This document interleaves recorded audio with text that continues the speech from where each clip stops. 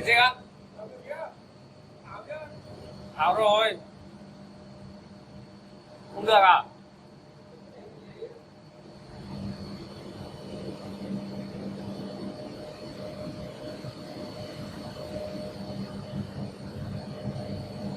Đâu, về giấy bên kia đi.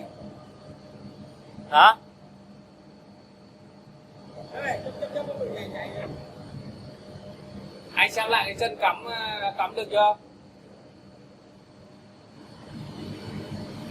Tắt đi nào. Hả?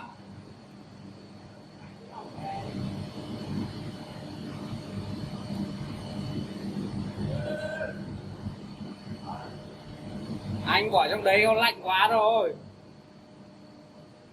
Hả? Lên rồi à? Anh nhảy ngu rồi nhảy. Đúng không? Điểm.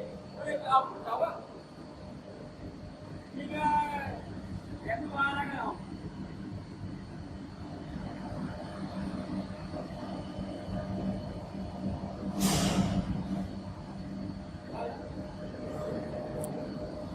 Còn cái này là qua cái đầu chẹt thì nào ơi.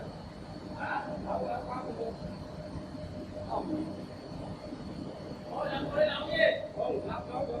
Làm đâu được. Không, có cái chủ đấy.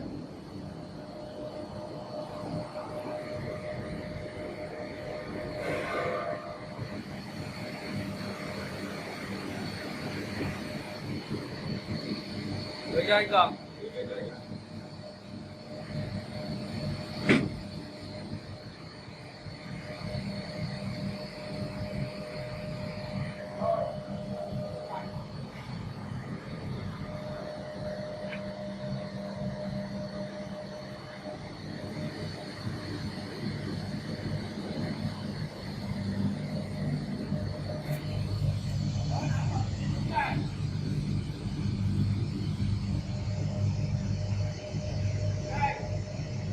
Dạ. Không có điện dung hả?